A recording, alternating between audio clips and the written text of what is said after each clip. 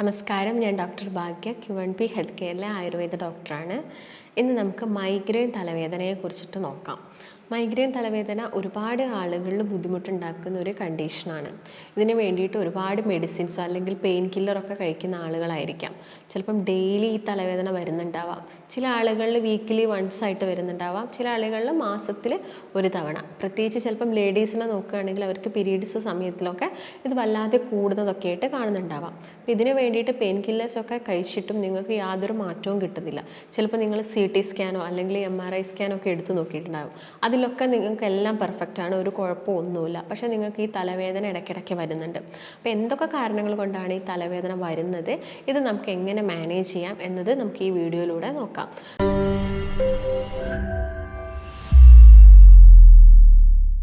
അപ്പം മലയാളത്തിൽ നമ്മളിതിനെ ചെന്നിക്കുത്ത് എന്നാണ് പറയുന്നത്.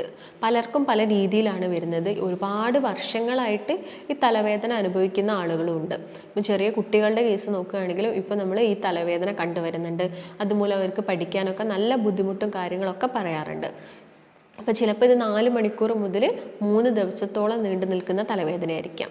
ഒരാൾക്ക് ചിലപ്പോൾ ഒന്ന് റെസ്റ്റ് എടുത്തു കഴിഞ്ഞാൽ അല്ലെങ്കിൽ നന്നായിട്ടൊന്ന് ഉറങ്ങിക്കഴിഞ്ഞാലൊക്കെ ഈ തലവേദന മാറും. അല്ലെങ്കിൽ ഒന്ന് ഛർദ്ദിച്ച് കഴിഞ്ഞാൽ ഒക്കെ ഈ തലവേദന കുറഞ്ഞു വരുന്നത് കാണാറുണ്ട്. അപ്പോൾ നിങ്ങൾക്ക് ഓൾറെഡി അതായത് ഈ തലവേദന വരുന്നതിൻ്റെ മുൻപേ നമുക്കൊരു സിഗ്നൽ കിട്ടും. അതായത് ഓക്കെ, എനിക്ക് തലവേദന വരുന്നുണ്ട്, മൈഗ്രെയിൻ ഹെഡേക്ക് വരുന്നുണ്ട്, അപ്പോൾ ഇന്നൊരു കംപ്ലീറ്റ് ഡേ എൻ്റെത് പോവുകയാണ് എന്നൊക്കെ നമുക്ക് ആദ്യമേ മനസ്സിലാക്കാൻ സാധിക്കും. അതായത് ചിലപ്പം ഒരു വൺ സൈഡായിട്ടായിരിക്കും ഈ തലവേദന വരുന്നുണ്ടാവുക. കണ്ണിന് ചുറ്റും ഒരു വേദന വരാം, അല്ലെങ്കിൽ ഒരു സൈഡിൽ കാഴ്ചയ്ക്ക് ഒരു കുറവ് പോലെ അല്ലെങ്കിൽ മങ്ങുന്ന പോലെ. പിന്നീട് ആ തലവേദന ഈ നെറ്റിയുടെ ഒരു വൺ സൈഡിൽ വന്നിട്ട് പുറകു വശത്തൊക്കെ നല്ല രീതിയിൽ എന്തോ ഒന്ന് തട്ടുന്ന പോലെ, അതായത് വല്ലാത്തൊരു വിങ്ങലാണ് അവർക്ക് ഉണ്ടാവുന്നത്. ഈ വേദനേനെ തന്നെ നമ്മൾ പൾസേറ്റിംഗ് പെയിൻ എന്നൊക്കെ പറയും. ഒരു വിങ്ങുന്ന രീതിയിലുള്ള പെയിൻ എന്നാണ് മൈഗ്രെയിൻ തലവേദനയിൽ നമ്മൾ വിശേഷിപ്പിക്കുന്നത്. അപ്പോൾ എന്ത് കാരണങ്ങൾ കൊണ്ടാണ് മൈഗ്രെയിൻ തലവേദന വരുന്നത്? ഒരുപാട് അസ്വസ്ഥതകൾ അവർക്കുണ്ടാവും. ഈ സമയത്ത് ചിലപ്പം അവർക്ക് സ്ട്രോങ് ആയിട്ടുള്ള ലൈറ്റ് കാണാൻ ബുദ്ധിമുട്ടായിരിക്കും. അല്ലെങ്കിൽ അവർക്ക് എന്തെങ്കിലും ഒരു ഭക്ഷണം കഴിക്കുന്ന സമയത്തും അവിടെയും ഒരു ഫുഡ് കഴിക്കാൻ തോന്നില്ല, അല്ലെങ്കിൽ എന്തെങ്കിലും ഭക്ഷണം കഴിക്കുമ്പോഴത്തേക്ക് എന്നെ ഛർദ്ദിക്കാൻ വരിക, അല്ലെങ്കിൽ ശക്തമായിട്ട് വെയിൽ കൊള്ളുന്ന സമയത്ത്, അല്ലെങ്കിൽ ഒന്ന് യാത്ര ചെയ്യുന്ന സമയത്ത്, കാറ്റടിക്കുന്ന സമയത്ത്, അല്ലെങ്കിൽ ഒന്ന് മുടി ടൈറ്റാക്കി കിട്ടിയാൽ, ഈ കാരണങ്ങളൊക്കെ അവരെ ഒന്ന് ട്രിഗർ ചെയ്യുന്ന കുറച്ച് ഫാക്ടേഴ്സാണ്. ഓൾറെഡി തലവേദന വന്നു, പിന്നെ ഇങ്ങനെയൊക്കെ ചെയ്യുന്നത് മൂലം അത് വല്ലാതെ അങ്ങ് കൂടും. അപ്പോൾ ഇങ്ങനെയൊക്കെയാണ് ആളുകളിൽ നോർമലായിട്ട് കണ്ടുവരുന്ന കുറച്ച് ഫീച്ചേഴ്സ് എന്ന് പറയുന്നത്. അപ്പോൾ ഒരു ഹെഡേക്ക് സൈനസൈറ്റിക് ഹെഡേക്ക് ഞാൻ പറഞ്ഞു, പിന്നെ ഉള്ളതൊന്ന് മൈഗ്രെയിൻ ആണ്, മറ്റൊന്ന് ക്ലസ്റ്റർ ഹെഡേക്ക് ആണ്. ക്ലസ്റ്റർ ഹെഡേക്ക് എന്ന് പറയുന്നത് നമ്മുടെ കണ്ണിന് ചുറ്റും ആ ഒരു പെയിൻ വല്ലാതെ വന്നിട്ട് ഫോർഹെഡിലോട്ട് വരുന്നതാണ് ക്ലസ്റ്റർ ഹെഡേക്ക്. അത് കൂടുതലും കണ്ടിന്യൂസ് ആയിട്ട് ഇരുന്ന് ജോലി ചെയ്യുന്ന ആളുകൾ, അതായത് ഗാഡ്ജറ്റ്സ് യൂസ് ചെയ്യുന്ന, സ്ക്രീൻ ടൈം കൂടുതലായിട്ടും യൂസ് ചെയ്യുന്ന ആളുകളിലൊക്കെയാണ് ഈ ഒരു ക്ലസ്റ്റർ ഹെഡേക്ക് വരുന്നത്. മറ്റൊന്ന് ടെൻഷൻ ഹെഡേക്ക് ആണ്. ടെൻഷൻ ഹെഡേക്ക് എന്ന് പറയുന്നത് നമ്മുടെ നെർവ്സിനും മസിൽസിനും, ഫോർഹെഡിലുള്ള നെർവ്സിനും മസിൽസിനൊക്കെ വരുന്ന ടെൻഷൻ മൂലം വരുന്നതാണ് ടെൻഷൻ. മറ്റൊന്ന് ഗ്യാസ്ട്രിക് ഹെഡേക്ക് ആണ്. നിങ്ങൾ ചിലപ്പോൾ ഒരു നേരത്തെ ഫുഡ് സ്കിപ്പ് ചെയ്ത് പോയാൽ, അല്ലെങ്കിൽ ഗ്യാസിൽ ഏതെങ്കിലും ഒരു ഭക്ഷണം കഴിച്ചാൽ നിങ്ങൾക്ക് ആ ഒരു തലവേദന വരും. പക്ഷേ നിങ്ങൾ അതിനുള്ള എന്തെങ്കിലും ഒരു റെമഡി എടുത്തു കഴിഞ്ഞാൽ, അല്ലെങ്കിൽ നിങ്ങൾ പെട്ടെന്ന് തന്നെ ഫുഡൊക്കെ കഴിച്ചാൽ നിങ്ങൾക്കത് ഓക്കെ ആവും. ഓക്കെ, ആ തലവേദന കംപ്ലീറ്റ് ആയിട്ട് മാറും. ഗ്യാസ്ട്രിക് അല്ലെങ്കിൽ വരുന്ന ഒരു കണ്ടീഷൻ എന്ന് പറയുന്നത് നമ്മുടെ കഴുത്തിലെ ബാക്ക് സൈഡിലുള്ള എല്ലുകൾക്ക് വരുന്ന തേയ്മാനം കൊണ്ടും നമുക്ക് തലവേദനയും അങ്ങനെയുള്ള അസ്വസ്ഥതകളൊക്കെ വരാനുള്ള ചാൻസസ് കൂടുതലാണ്. ഇനി ഇത് കൂടുതലായിട്ടും ആരിലൊക്കെയാണ് കണ്ടുവരുന്നതെന്ന് നോക്കാം. അപ്പോൾ പ്രായപൂർത്തിയാവുന്ന സമയത്താണ് ഇത് കൂടുതൽ, അതായത് ഒരു 18 വയസ്സൊക്കെ കഴിയുന്ന കുട്ടികളിലൊക്കെയാണ് കൂടുതലായിട്ട് ഈ ഒരു തലവേദന കണ്ടുവരുന്നത്. പക്ഷേ ഫുഡ് പാറ്റേണിലൊക്കെ ചേഞ്ചസും കാര്യങ്ങളും ഉണ്ടെങ്കിൽ ചെറിയ കുട്ടികളിലാണെങ്കിലും ഈ തലവേദന വരാനുള്ള ചാൻസ് ഉണ്ട്. പിന്നെ നോക്കുകയാണെങ്കിൽ സ്ത്രീകളിലാണ് കൂടുതലായിട്ടും ഹോർമോണൽ ചേഞ്ചസ് ഒക്കെ നടക്കുന്നത് സ്ത്രീകളിലാണ്. ചിലപ്പോൾ അവർക്ക് മെനോപോസൊക്കെ എത്തിക്കഴിഞ്ഞാൽ ഈ തലവേദനയിലൊക്കെ കുറവും വന്നേക്കാം. അതുപോലെ തന്നെ പുരുഷന്മാരിലാണെങ്കിലും തലവേദന കണ്ടുവരാറുണ്ട്. അപ്പോൾ എന്ത് കാരണങ്ങൾ കൊണ്ടാണ് നിങ്ങൾക്ക് തലവേദന വന്നത് എന്ന് നിങ്ങൾ നോക്കേണ്ടതുണ്ട്. ഞാൻ നേരത്തെ പറഞ്ഞ പോലെയുള്ള എന്തെങ്കിലും കാരണമാണോ, അല്ലെങ്കിൽ ഇത് നിങ്ങൾക്ക് വരുന്നത് മൈഗ്രെയിൻ കൊണ്ട് തന്നെയാണ്, അത് നിങ്ങൾ മനസ്സിലാക്കണം. അപ്പോൾ മൈഗ്രെയിൻ ഉള്ള റീസൺ നമ്മുടെ വയറ് തന്നെയാണ്. വയറ് ഓക്കെ ആവാതിരിക്കുക, അല്ലെങ്കിൽ ഗട്ട് ഹെൽത്ത് പ്രോപ്പർ ആവാതിരിക്കുക. നിങ്ങൾക്കിപ്പം ഒരു കോൺസ്റ്റിപ്പേഷനും കാര്യങ്ങളൊക്കെ ഇടയ്ക്കിടയ്ക്ക് വരുന്നുണ്ടെങ്കിൽ ആ ദഹനം തന്നെ ഇംപ്രോപ്പറായി, ദഹനം പ്രോപ്പറായിട്ട് നടക്കുകയാണെങ്കിൽ തന്നെ നമുക്ക് ഒട്ടുമിക്ക അസുഖങ്ങളും വരും. അതായത് നല്ലൊരു ദഹനമുള്ള ആൾക്ക് എപ്പോഴും നല്ല ആരോഗ്യമായിരിക്കും. അപ്പം എപ്പോഴും നമ്മുടെ ദഹനം പ്രോപ്പർ ആക്കാൻ വേണ്ടിയിട്ടാണ് നോക്കേണ്ടത്. അതും നമ്മുടെ ഗട്ട് ഹെൽത്ത് ഓക്കെ ആയിരിക്കണം. ഗട്ട് ഹെൽത്ത് ഓക്കെ ആവാൻ എന്ത് വേണം? നല്ല പ്രോബയോട്ടിക്സ് വേണം. അതായത് നിങ്ങൾക്ക് ഇടയ്ക്കിടയ്ക്ക് ഗ്യാസിൻ്റെ ബുദ്ധിമുട്ട് വരിക, നെഞ്ചരിച്ചിൽ വരിക, അല്ലെങ്കിൽ വയറ് വീർത്ത് അഥവാ ബ്ലോട്ടിംഗ് ഒക്കെ സംഭവിക്കുക. ഇതൊക്കെ കാണിക്കുന്നത് നിങ്ങൾക്ക് ഒന്നെങ്കിലും ഈ അസിഡിറ്റീൻ്റെ ബുദ്ധിമുട്ടുണ്ട്. അസിഡിറ്റിയിൽ തന്നെ നമുക്ക് 2 രീതിയിൽ അസിഡിറ്റീനെ കാണാം.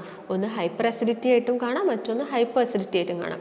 അതായത് ആസിഡ് പ്രൊഡക്ഷൻ നമ്മുടെ ആമാശയത്തിൽ കൂടിയതിൻ്റെ ഭാഗമായിട്ട് നമുക്ക് ആസിഡിറ്റി പ്രശ്നങ്ങൾ വരാം, നെഞ്ചരിച്ചിലൊക്കെ വല്ലാതെ വരാം. അതുപോലെ തന്നെ ഇടയ്ക്കിടയ്ക്ക് പുളിച്ച് തേട്ടിയിട്ട് വരാം. അല്ലെങ്കിൽ ഇപ്പം ആസിഡ് കുറവാണ്, പ്രോപ്പറായിട്ടുള്ള ഡൈജഷൻ നടക്കുന്നില്ല, കോൺസ്റ്റിപ്പേഷൻ ഇടയ്ക്കിടയ്ക്ക് വരുന്നത്, ഇതൊക്കെ നമുക്ക് അസിഡിറ്റി കുറഞ്ഞാലും വരുന്ന കാര്യങ്ങളാണ്. അപ്പം എന്താണ് ഹൈപ്പർ ആണോ ഹൈപ്പർ അസിഡിറ്റി ആണോ എന്ന് പ്രത്യേകം ശ്രദ്ധിക്കേണ്ടതുണ്ട്. അല്ലെങ്കിൽ ചിലപ്പോൾ നമുക്ക് ഗ്യാസ് പ്രശ്നങ്ങളൊക്കെ ആയിരിക്കാം. അസിഡിറ്റി നമ്മൾ ട്രീറ്റ് ചെയ്ത് കഴിഞ്ഞിട്ടില്ലെങ്കിൽ അത് എന്താണെങ്കിലും ഒരു അൾസർ സ്റ്റേജിലോട്ട് വരാനുള്ള ചാൻസസ് കൂടുതലാണ്. ഒരുപാട് കാലമായിട്ടുള്ള അസിഡിറ്റി ഒക്കെ ആണെങ്കിൽ അത് അൾസർ ആവാം. പിന്നീട് ഈ അൾസർ കൂടിക്കഴിഞ്ഞാൽ ക്യാൻസർ വരെ ആവാനുള്ള ചാൻസസ് ഉണ്ട്. അപ്പോൾ അതൊക്കെ അതിൻ്റെ ഇനീഷ്യൽ സ്റ്റേജിൽ തന്നെ വേണ്ട ട്രീറ്റ്മെൻറ്റ്സും കാര്യങ്ങളും ടെസ്റ്റുകളും ഒക്കെ ചെയ്യാൻ വേണ്ടിയിട്ട് നോക്കുക. അതുപോലെ ഞാൻ നേരത്തെ പറഞ്ഞു, എന്താണ് ഗട്ട് ഹെൽത്ത്? ഗട്ട് ഹെൽത്ത് എന്താ നോക്കുന്ന സമയത്ത് നമുക്ക് കുറച്ച് ബാക്ടീരിയാസിനെ കുറിച്ച് മനസ്സിലാക്കേണ്ടതുണ്ട്. നമ്മുടെ വായ മുതൽ ആമാശയം അല്ലെങ്കിൽ വൻകുടലോളം എന്തുണ്ട്? കുറേ ബാക്ടീരിയാസ് ഉണ്ട്. അതിൽ തന്നെ നല്ലതുമുണ്ട് ചീത്തതുമുണ്ട്. അപ്പോൾ നല്ല ബാക്ടീരിയാസ് ഉണ്ടെങ്കിൽ നമ്മുടെ ശരീരത്തിൽ നല്ല കാര്യങ്ങളൊക്കെ ചെയ്യുക. അതായത് ശരീരത്തിൽ വരുന്ന നീർക്കെട്ട് കുറയ്ക്കാൻ വേണ്ടിയിട്ട്, അല്ലെങ്കിൽ അലർജി കംപ്ലയിൻറ്റ്സ് കുറയ്ക്കാൻ വേണ്ടിയിട്ട്, അല്ലെങ്കിൽ ഓട്ടോ ഇമ്മ്യൂൺ അസുഖങ്ങളൊക്കെ കുറയ്ക്കാൻ വേണ്ടിയിട്ടൊക്കെ ഈ ബാക്ടീരിയാസ് സഹായിക്കുന്നുണ്ട്. ജോയിൻറ്റിൻ്റെ ഹെൽത്ത് നോക്കുകയാണെങ്കിലൊക്കെ ഈ ബാക്ടീരിയാസ് വേണം. പക്ഷേ ഈ ബാക്ടീരിയാസ് പ്രോപ്പറായിട്ടില്ല. അതിന് പകരം ചീത്ത ബാക്ടീരിയാസ്, എച്ച് പൈലോറി പോലെയുള്ള ചീത്ത ബാക്ടീരിയാസ്, നമുക്കറിയാം എച്ച് പൈലോറി ബാക്ടീരിയാസ് കൂടുതലുണ്ടെങ്കിൽ അസിഡിറ്റി പ്രശ്നങ്ങളൊക്കെ ഉണ്ടാവാനുള്ള ചാൻസ് കൂടുതലാണ്. ഇല്ലെങ്കിൽ നമുക്ക് ഇങ്ങനെ ഇടയ്ക്കിടയ്ക്ക് ഇറിറ്റേഷൻസും കാര്യങ്ങളും വരും. കാരണം ഇത് മൈഗ്രെയിൻ തലവേദനനെ തന്നെ നോക്കുകയാണെങ്കിൽ ഇതൊരു റെഫേർഡ് പെയിൻ ആണ്. അല്ലെങ്കിൽ നമ്മുടെ ആമാശയത്തിൽ വരുന്ന എന്ത് ബുദ്ധിമുട്ടും ചിലപ്പം ആദ്യം റിഫ്ലക്റ്റ് ചെയ്യുക നമ്മുടെ ബ്രെയിനിലായിരിക്കും. അപ്പം ആ ഒരു പ്രശ്നം വരാം. അപ്പം നമ്മുടെ വയറ് എന്തായിരിക്കണം? എല്ലാ സമയത്തും ഓക്കെ ആയിരിക്കണം. അപ്പം ഇങ്ങനെയുള്ള ആളുകൾ ഭക്ഷണം കഴിക്കുമ്പോൾ ഒരുപാട് കാര്യങ്ങൾ ശ്രദ്ധിക്കണം. ഒന്നാമത് തന്നെ നിങ്ങൾ ഭക്ഷണമൊക്കെ ഇപ്പം നല്ല ഗ്യാസാണ് നിങ്ങൾക്ക് വരുന്നെങ്കിൽ, കീശ്വാസമായിട്ട് അല്ലെങ്കിൽ വായിലൂടെയൊക്കെ ഗ്യാസായിട്ട് പോവുകയാണെങ്കിൽ നിങ്ങൾ മനസ്സിലാക്കണം നിങ്ങൾക്ക് നല്ല ഗ്യാസിൻ്റെ ബുദ്ധിമുട്ടുണ്ട്. അപ്പം എല്ലാ ഭക്ഷണവും ചെറിയൊരു ചൂടോട് കൂടി തന്നെ കഴിക്കാൻ നോക്കുക. വെള്ളമാണെങ്കിലും ചെറിയ ചൂടോട് കൂടി കഴിക്കുക.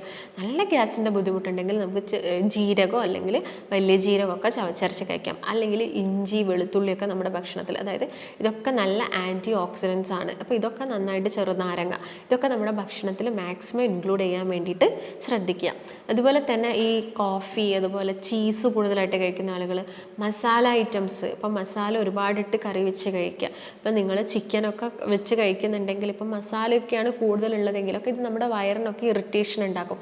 നമ്മുടെ ആമാശയത്തിലുള്ള മ്യൂക്കസ് മെംബ്രെയിനിലൊക്കെ ഇറിറ്റേഷൻ ഉണ്ടാക്കിയിട്ട് കണ്ടിന്യൂസ് ആയിട്ട് കഴിക്കുന്നുണ്ടെങ്കിൽ അവിടെ അസിഡിറ്റി വരാം, അത് അൾസറിലോട്ട് മാറാം. അപ്പം ഇതൊക്കെ നിങ്ങൾ ശ്രദ്ധിക്കേണ്ടതുണ്ട്.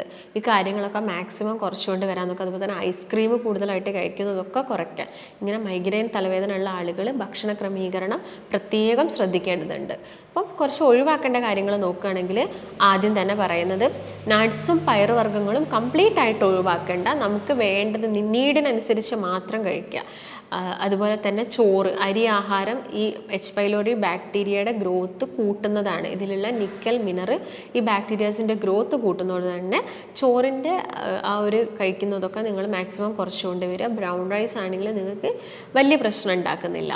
അതുപോലെ തന്നെ ചില ആളുകളിൽ ഗ്ലൂട്ടൻ അലർജി ഉണ്ടാക്കാം. അതായത് ചപ്പാത്തിയും റൊട്ടിയും അതുപോലെ തന്നെ ബിസ്ക്കറ്റ്സൊക്കെ ഗ്ലൂട്ടൻ അടങ്ങിയിട്ടുണ്ട്. അപ്പം ഇതൊക്കെ മാക്സിമം കുറച്ചുകൊണ്ട് വരാൻ നോക്കുക. കാരണം ഇത് അലർജി ഉണ്ടാക്കുന്നുണ്ടെങ്കിൽ നിങ്ങൾ അതൊന്ന് ഒഴിവാക്കി നോക്കുന്ന സമയത്ത് തന്നെ നിങ്ങൾക്ക് ആ ഒരു ചേഞ്ച് മനസ്സിലാക്കാൻ പറ്റും. അതുപോലെ തന്നെ നിക്കൽ മിനറൽ കൂടുതലായിട്ടും ഓട്സിലും സോയാബീൻസിലും ചോക്ലേറ്റ്സിലൊക്കെ കൂടുതലായിട്ടുണ്ട്.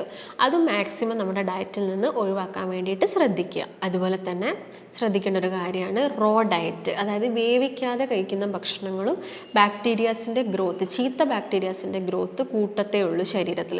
അപ്പോൾ എപ്പോഴും പച്ചക്കറികളൊക്കെ ആണെങ്കിൽ അത് നന്നായിട്ട് വേവിച്ച്, അല്ലെങ്കിൽ എന്തെങ്കിലും ഭക്ഷണ സാധനങ്ങളാണെങ്കിലും നന്നായിട്ട് വേവിച്ചിട്ട് മാത്രം കഴിക്കുക.